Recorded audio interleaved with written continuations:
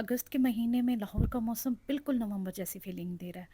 फजर के वक्त बारिश हुई और इस वक्त सुबह के 10 बज रहे हैं। 10 बजे इतनी खूबसूरत हवा किचन की खिड़कियों से अंदर आने लगी कि मैं दौड़ी दौड़ी बाहर चली आई बाहर का मौसम देखने के लिए। धूप बिल्कुल नहीं थी। बारिश की वजह से ज़मीन ठंडी थी और इस तरह से खूबसूरत ठंडी हवा दिल के अंदर तक घुसी जा रही थी। ग्रीनरी के अंदर तो कुदरत ने कोई ऐसी अट्रैक्शन रखी है ना कि ये आपके दिल दिमाग सांसों हर जिस्म के हिस्से में बस घुसी चली जाती। ये मेरे घर का फ्रंट गार्डन है। जब हम यहाँ पे शिफ्ट हुए थे तब तो इसकी हालत बहुत बुरी थी, लेकिन ओवर द ईयर्स सालों में हमने थोड़ी बहुत मेहनत करके इसको किसी काबिल बनाया है। जो बाड़ हमने लगाई थी अब उस पे इतने खूबसूरत फूल खिलने लगे हैं। वाइट कलर के ये फूल हैं, बिल्कुल बंच जैसे लगते हैं, ऐसे लगता है जैसे कोई गुलदस्ता हो छोटा सा। मेरी और मेरे हस्बैंड की ये ख्वाहिश रही थी हमेशा कि जब फूल लगाए जाएं ऐसी जगह पे लगाएं कि उसकी खुशबू पूरे घर की हर एक खिड़की से अंदर महसूस हो रही हो।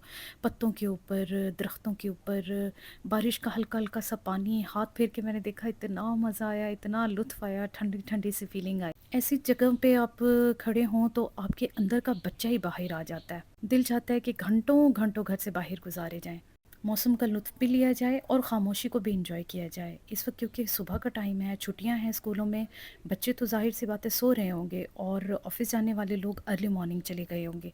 इस वक्त कॉलोनी में बिल्कुल सुकून था, बिल्कुल शोर नहीं। ठंडी ठंडी हवा के मज़े लेते हुए मुझे सिर्फ़ अगर आवाज़ आ रही थी तो सिर्फ़ हवा की आवाज़ आ रही थी। मैंने अपने घर के बैकयार्ड की ट्रेल पर भी चल के एंजॉय किया। इन सब शरारतों का भी अपना ही मज़ा है। आप अगर नेचर से लव करते हैं, और मैं नहीं समझती कि कोई भी इंसान ऐसा होगा जो नेचर से लव नहीं करता होगा। आप अगर नेचर से लव करते हैं तो आप बहुत अच्छे से समझ सकते हैं कि ये फीलिंग क्या फीलिंग होती है। आपको दिखाऊं कि हर घर में कम से कम भी अगर गार्डनिंग का और कोई शौक़ ना हो तो ज़रूरत के कुछ एक पौधे ज़रूर ही मिलते हैं आपको। उनमें से एक ये एलोवेरा भी है। एलोवेरा साल में कई बार हमारे घर के बाहर लगता भी है, खुश्क भी हो जाता है, फिर हम लगा लेते हैं। घर आई तो हल्का-फुल्का सा टचअप किया, शावर लिया और रेडी हुई। आउटफिट की बात की जाए तो ये है निशात का अनस्टिच समर कलेक्शन थी ये। ये 2 पीस सेट ड्रेस था जो बैंगनी कलर में है। इसके साथ दुपट्टा मैंने इसका डाई करवाया और जो शर्ट के अंदर एम्ब्रॉयडरी थी 2 कलर्स की, पिंक और पर्पल सी बैंगनी सी, उसी रंग की मैंने इसके दुपट्टे के ऊपर लेसेस लगवा के दुपट्टे को रेडी करवा लिया। शर्ट इसकी मैंने लॉन्ग ही रखवाई है, साथ में रखवाए हैं प्लाज़ो पैंट्स। प्लाज़ो पैंट्स मुझे ज़रा पहनने में बहुत प्रैक्टिकल लगती हैं, उठने बैठने में सहूलत होती है। आपको पता है कि छोटे बच्चे घर में होते हैं तो बंदे को भाग दौड़ बहुत करनी पड़ती है। आप अभी बैठे ही होते हैं कि आपको किसी और काम के लिए उठना पड़ सकता है। तो इसीलिए माएँ तो मुझे लगता है कि प्रैक्टिकल सोच रख के ही कपड़े सिलवाती हैं, और ख़ास तौर से वो जो घरों में रहती हैं, क्योंकि कम्फ़र्ट का एक अपना ही लेवल होता है। मैं स्टाइल के साथ साथ कम्फ़र्ट को बहुत ज़्यादा इम्पोर्टेंस देती हूँ। बच्चों को भूख लगी थी तो मैं आई हूँ किचन में, अपने लिए मैं चाय बनाने लगी हूँ और बच्चों ने कहा कि कोई फ्रोज़न आइटम जो है हमें फ्राई करके दें। तो फ्रोज़न आइटम में मेरी चॉइस दो ही चीज़ें होती हैं। एक तो मैं सूफ़ी से शॉपिंग करती हूँ, दूसरी मैं K&N से शॉपिंग करती हूँ। मैं किचन में चाय रखी ही थी कि बच्चों के कारी साहब आ गए। रबा को मैं कारी साहब के पास जाने के लिए ख़ुद रेडी करती हूँ, उसको स्कार्फ़ वगैरह पहनाना होता है और उनको अपने कायदे का तो पता ही होता है कि कहाँ रखा हुआ है, वहाँ से वो आराम से उठा लेते हैं। बच्चों के लिए ये छोटे-छोटे काम करना ऐसी बात नहीं है कि आप उनको इंडिपेंडेंट होने से रोकते हैं, बल्कि ये आपकी मोहब्बत जताने का अपना ही एक तरीका होता है और काम करके मज़ा भी आता है। बच्चों के लिए मैं बना रही हूँ नगेट्स, और ये नगेट्स हैं सूफ़ी के।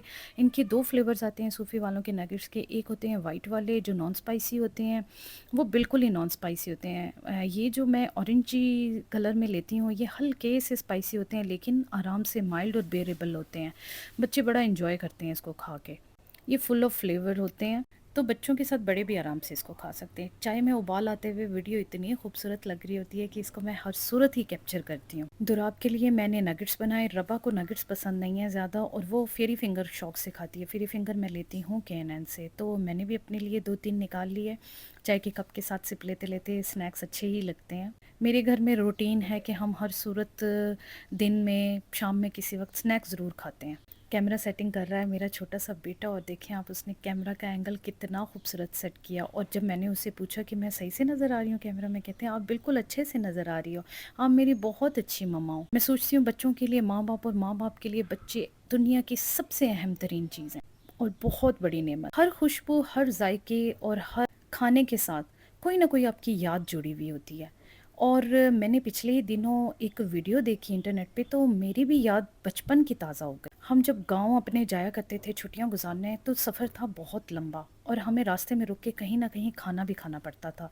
तो मुझे याद आया कि तैयबा किरण जो मिक्स दाल की रेसिपी बना रही हैं, ये बिल्कुल वैसी ही सिमिलर लग रही है जिस तरह हम अपने बचपन में उस रेस्टोरेंट से खाया करते थे। तो आज मैं बना रही हूँ तैयबा किरण के स्टाइल में, और वो मेरे बचपन के जो रेस्टोरेंट वाले स्टाइल में, थोड़े से अपने ट्विस्ट के साथ, क्योंकि हर घर के अपने जायके होते हैं और ख़ास इंग्रेडिएंट्स भी होते हैं। बल्कि मैं तो ये कहूँगी कि मसालों के जो तरतीब के हेर-फेर से भी आपकी रेसिपी के जो टेस्ट है, फ्लेवर है, वो टोटली चेंज हो जाता है। इवन अगर ये कहा जाए कि कुछ लोग टैप वाटर यूज़ करते हैं और कुछ फ़िल्टर का पानी इस्तेमाल करते हैं, तब भी जायके में फ़र्क आ जाता है।